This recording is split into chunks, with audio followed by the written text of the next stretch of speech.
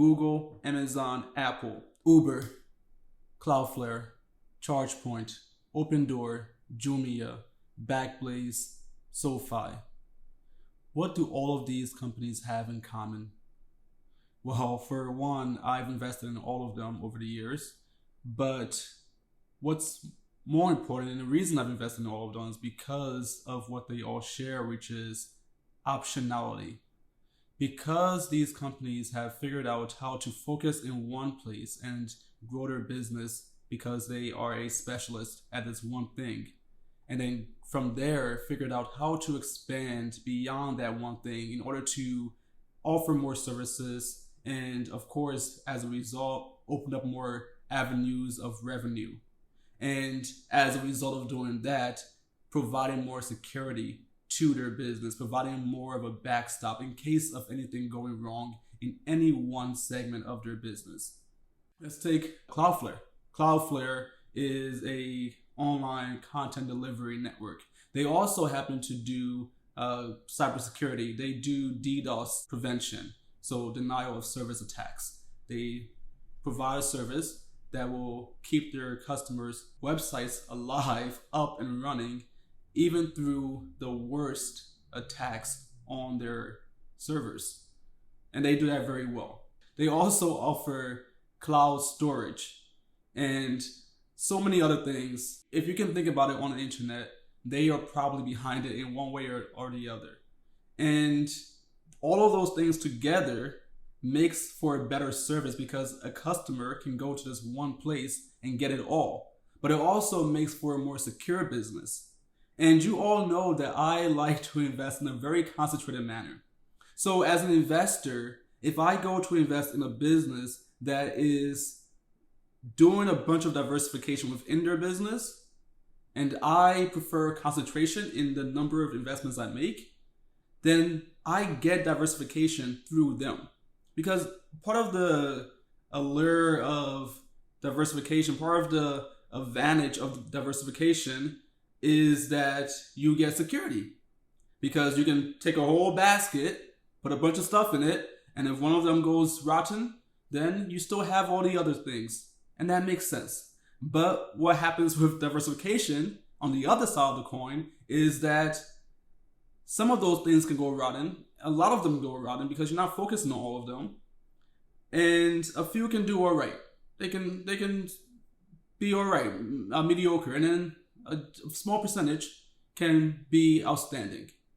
And what happens is that the mediocre drags down the returns, the aggregate returns of the basket, even when you have the outstanding and the all right components.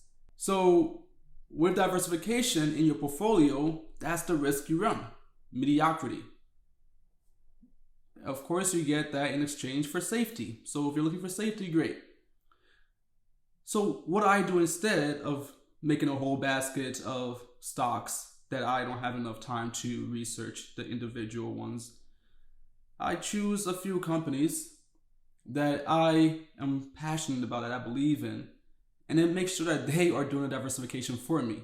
So if we take Uber, I've invested in them in the past, and eventually I sold them because I couldn't see a path to profitability in the near term or long term. I don't even know how they figured it out, but they have figured it out. They have made profitability at least for one quarter.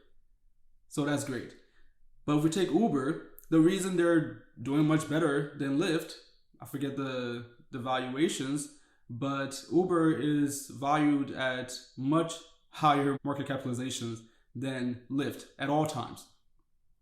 Because Uber has figured out optionality. They have diversified their business. They have Uber Rides, and of course they also have the luxury version of Uber Rides, which is black.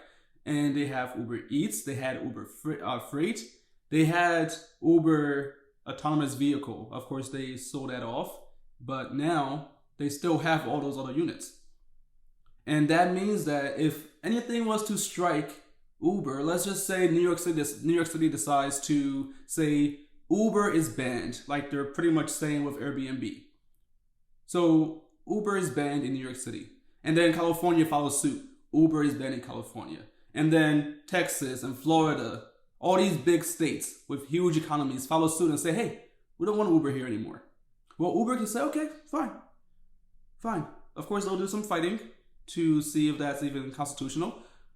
But then they'll say, okay, you win. We're not stressing. We still have Uber Eats. We still have Uber Freight. We're not going to just shut down today. We'll figure this out. At least we'll have some time to figure out our next move because we still have revenue coming in from Eats and Freight. But let's just say tragedy doesn't strike. In the meantime, while all these economies decide, hey, we love Uber, we're going to keep Uber in our cities, and it's serving a good service to us or purpose to our citizens here in our cities. We want to keep Uber. Well, because Uber also has Eats, customers will say, hey, I can use Uber, I can download both Uber and Lyft, but they're going to end up using Uber a little bit more because when they are hungry, they open Uber Eats. So when they have to go to their doctor's appointment or go out for a night in town, they'll think of Uber first because Uber is already top of mind because they use it for a very essential purpose, which is Eats. They need food.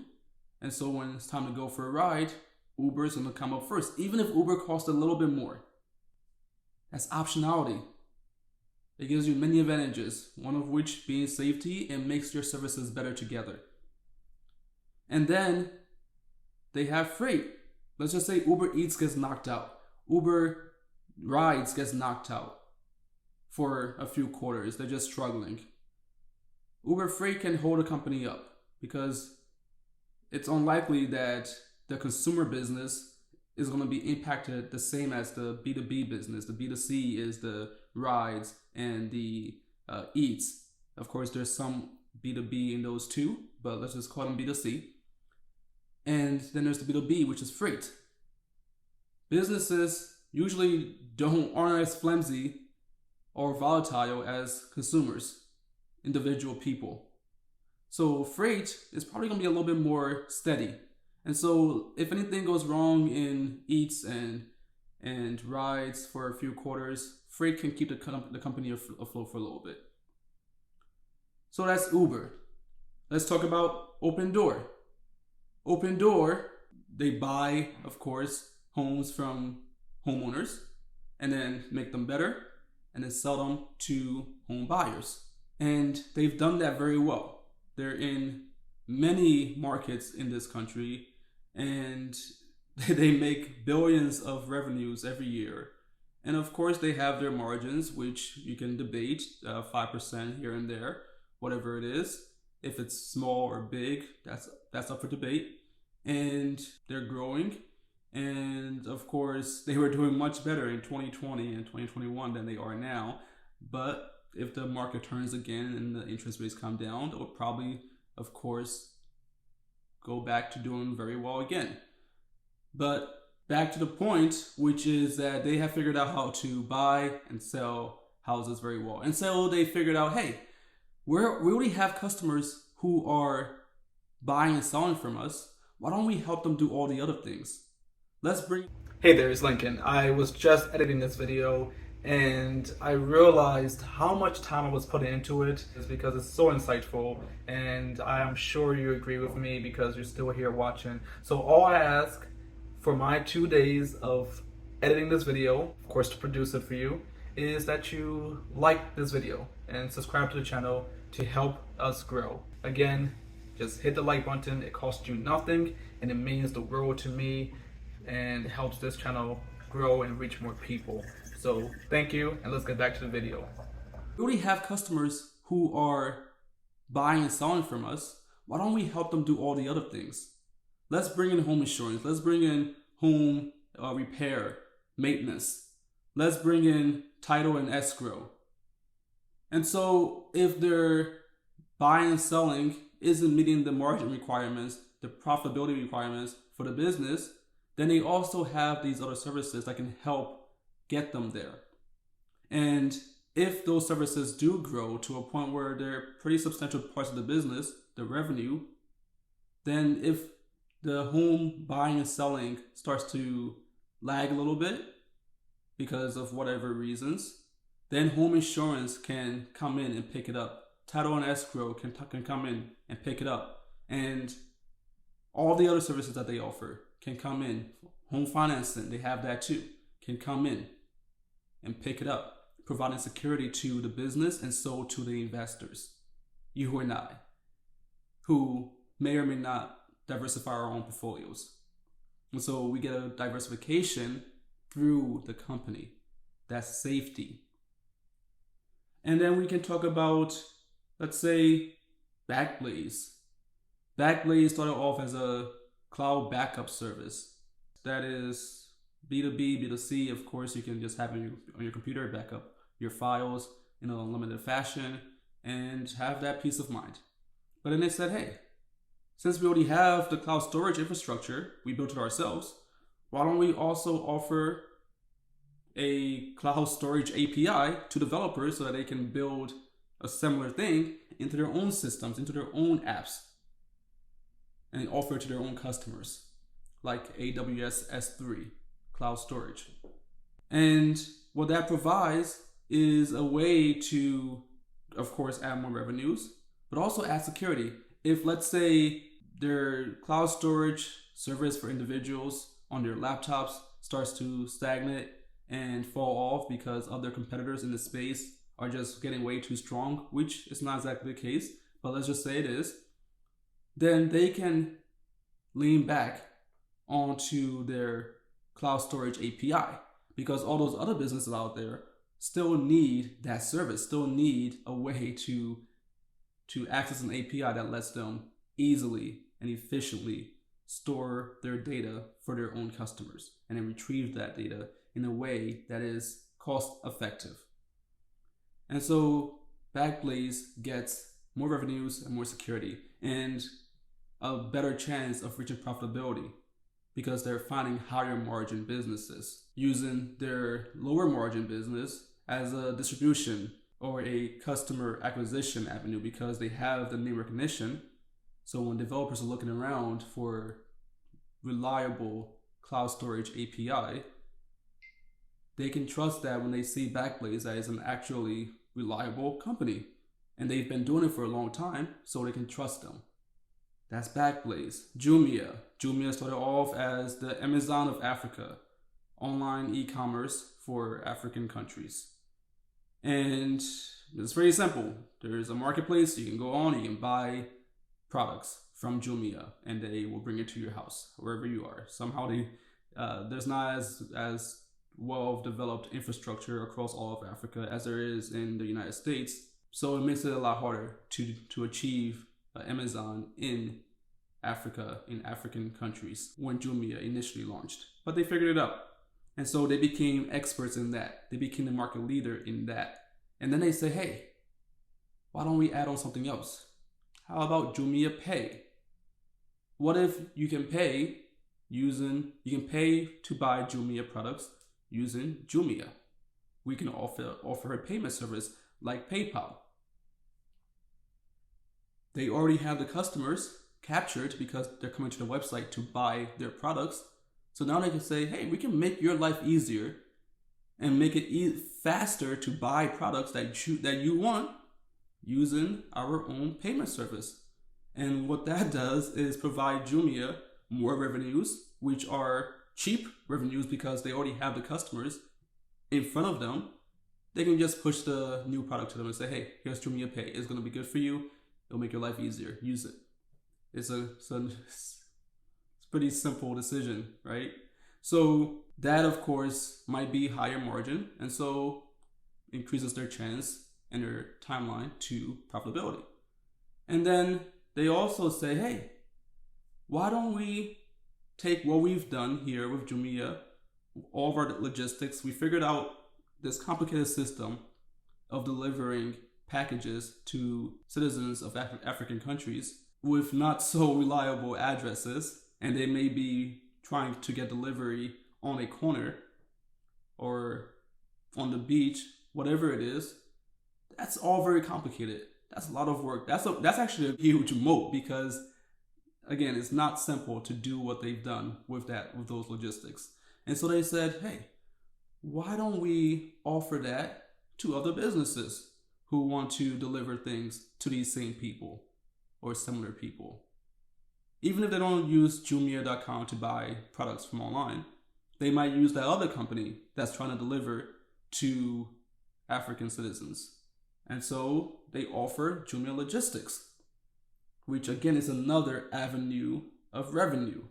And it might also be higher margins. Again, I keep saying might because I don't have the exact numbers and all of these things. So we can, of course, use reason and likelihoods because they don't have to do too much work to acquire those customers, and they're bigger customers. They're more reliable customers because they're businesses that are trying to build something that is going to last. JMIA doesn't have to do as much work to go acquire that customer and keep that customer. And because they are the leader in logistics, they're reliable, they're trustworthy, and that customer is going to want to stay with them. That B2B customer is going to want to stay with them. And so they have security of the business. If JMIA.com starts to stagnate or fall off a little bit for a few quarters, logistics is still there to hold the business down, to keep them afloat. If JMIA Logistics starts to fall back a little bit, JMIA Pay is still there because they can offer JMIA Pay to other platforms, other e-commerce platforms, like PayPal does, to make buying on their own websites easier. Again, optionality provides you more revenues, maybe better margins, and also more safety for your business in case of tragedy in any of your units. So SOFI, my favorite example. As you all know, I've done many videos on SOFI and their one-stop shop online bank. The only one-stop shop online bank. They are nationally chartered. They started off though as a student loan financer, and it was peer-to-peer.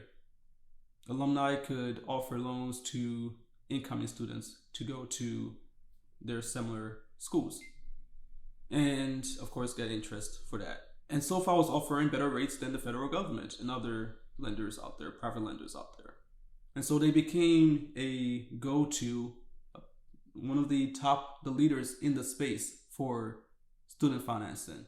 And that became their biggest business unit, their only business unit, and they excelled at it. But then they figured out, hey, we already have all these students. They are very smart people. They're going to become even smarter because they're going to school. They're going to learn. We actually are funding their school, right? So we know when they're going to be in school. We are going to have a good idea of when they're going to exit school, graduate, or maybe not, but in most cases, they'll likely graduate. And we know when they are going to start their careers. And from there, when they might want to buy a house, start a family, renovate that home that they bought, maybe increase the space of it for their new baby. And then when they're going to want to save money for said baby's college fund, and so on and so forth to retirement. They're going to earn lots of money. Why don't we keep them here at SOFI? Give them everything they need so you don't have to go anywhere else. And at the same time, we'll make sure that everything we give them is top of class, best of breed, as the CEO loves to say, so that they don't have to go shopping around. And so SOFI, again, starting off as a student loan financer, became a online bank that offers high yield savings accounts and checking accounts. They then offered credit cards and investment in brokerage. And then they offered home loans and car insurance, life insurance, and so on and so forth, personal loans. There's just so many services. I've covered them all on this channel, so you should go check them out on our channel at bullacademy.org. We have done the most videos on SOFI, of at least the ones that explain the company the best. And we've also explained their B2B side, Galileo, where they offer the technology platform, the infrastructure for other banks, other fintechs to offer similar services as SOFI itself to other customers that may not have discovered SOFI yet, or just discover SOFI and say, hey, maybe this is not for me. Maybe this is not the thing that I like. I don't like the way it looks. And so I'm going to go to maybe Dave or Chime or Robinhood and so on. But Because SOFI has figured out how to leverage optionality, if, let's just say, for whatever reason, maybe the world starts to fall apart and everything shuts down, the government says, hey, we're going to stop collecting payments on student loans, and SOFI's business, one of their business units, relies on student loan refinancing, and so students are less likely to refinance their student loans with SOFI. And so that business unit just comes to a screeching halt, then SOFI won't just die. And in fact, because they've developed their optionality, they've developed vertical integration, horizontal integration, they have figured out how to survive even the most tragic events, such as a pandemic. When their student loan business came to a screeching halt, they just kept going. They brought in personal loans. They ramped that up and said, okay, we don't have student loans for now. We're going to just go ahead and drive into personal loans. And that business grew very fast and has helped the company near profitability. Isn't that wonderful? Their biggest business became one of their smaller businesses, and they still grew and became even more profitable. Of course, not exactly profitable yet, but they're only a quarter or two away from doing that. Even as their top business unit has struggled at no fault of their own, because they were smart enough to figure out early on that they need to build optionality into the business, because these things can happen at any moment.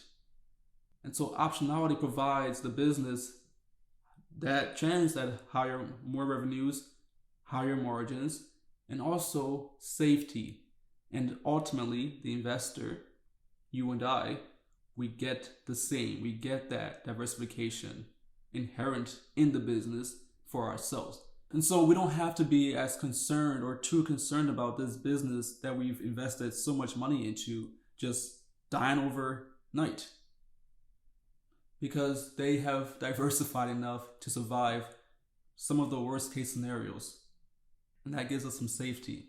And so for someone like me, who only invests in a couple or a few companies, can more securely, more confidently invest into such businesses heavily, and then go along for the ride and have a much higher chance at outsized returns, because if they do well, I have a limited upside. And if they are struggling for a few quarters, I can see it coming, because they're not going to die overnight. Because as one unit dies, I still have the other one to ride out and give me time to do research and figure out, can this business survive without that other unit that just died? Can they survive and then also come back? And if I figure out that, hey, they can't survive, maybe they can survive, but they won't be the same after that business unit died, that very important one died, then I can just sell and move on to the next one. And I have enough time to do so without losing all of my gains or losing my principal investment completely or at a substantial rate, because the business is more resilient due to the fact that they have multiple business units that can offset one another. When one's doing well, the other one might be doing a little bit more poorly, or they all can be doing well at the same time, but then one falls off a little bit. The other ones can hold it up, can hold a company up, afloat. So that's why I look for optionality as one of the very first criterion in my investment criteria. So when a business comes across my desk, because I have a investment criteria, if I see that they only have one product, one offering, then I know that this is most likely not for me, because I'm not going to be able to invest in them heavily. I'm not going to be able to go deep into this company, because I can't trust that if that business unit just fails, that single product that they have just completely fails overnight because they lost their top customer. Again, that's another part of the criteria that we can discuss later, which is customer diversification. But back to optionality, because that business unit is their only one, if that fails overnight or because of let's just say a pandemic hits the world and kills 1 million people in the United States and shuts everything down, if that happens, the company could just go bellies up and then I lose my entire investment overnight because they only had one offering. They did not understand optionality, the value of that, which is again, greater revenues, higher chances of better margins and profitability and safety. So that's why I always look for optionality, and it's important that you all consider that. You might not agree, you might not think that optionality is that important. You might think that it's actually a detriment because the business might not be able to focus on one unit as much as they should. That is a fair counterpoint. Of course, you have to assess that too. Is the management strong enough and do they know what they're doing well enough to support all of these business units and make them better together like SOFI has? And if that's the case, then it's beneficial to you to have that in your investment as a way to protect yourself. So I would at the very least look into optionality and the other businesses that have it. Let's just give you a couple more examples just to drive the point home. Google, Amazon, Apple are our most valuable and impactful companies in this entire world, especially in the USA. All have embedded optionality into their businesses from the very start.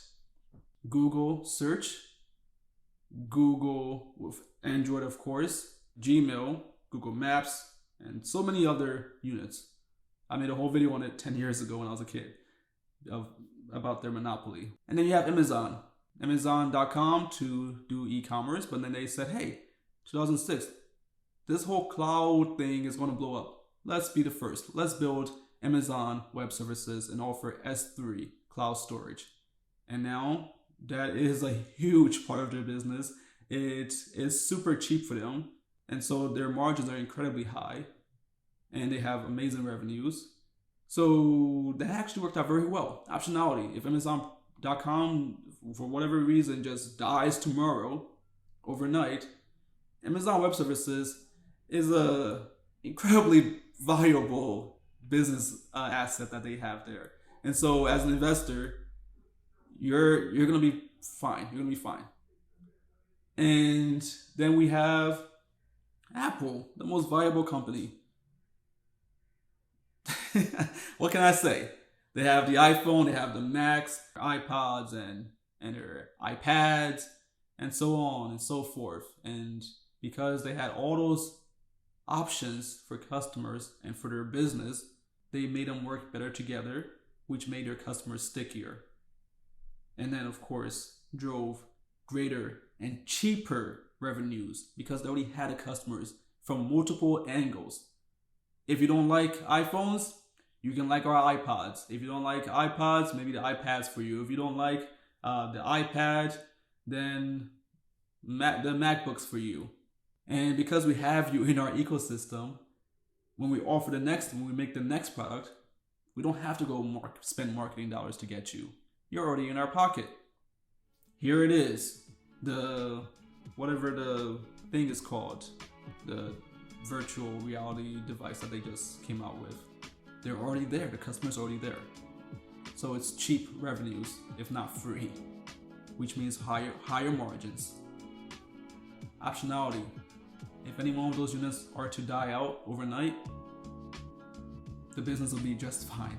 It will still be a multi-trillion-dollar business, and as an investor, your investment is safe. Of course, I prefer to invest in smaller companies at this moment since I'm a young person and want to build wealth, not maintain it, because I have no wealth, I'm poor. I want to find smaller companies who are doing similar things, who have similar foresight, because they've seen the value of optionality and having diversification within the business. And then I want to go and concentrate heavily into those businesses as my investments. Of course, I'm never saying that's the best for everyone. It's a high risk, high reward approach. Again, I want to emphasize high risk, but you can minimize the risk, at least decrease it even if ever so slightly, using optionality by making sure your investments are comprehensive, exhaustive in the products and services that they offer to their customers. So that's all for now. I could keep going, but I appreciate you watching. And if you enjoyed this video, of course, don't forget to hit the like button. It costs you nothing and it makes my day. If you want to make my day glow and make Lincoln smile, just hit the like button. And if you're not subscribed, subscribe and share this video so that more people can see it and help the channel grow. And of course, shout out to our patrons who support this channel financially. Without them, this channel would be a lot more costly to produce. So if you want to be a patron, join us over at patreon.boacademy.org. I'm Lincoln with boacademy.org. Thank you again and have a great day. I'll see you in the next one.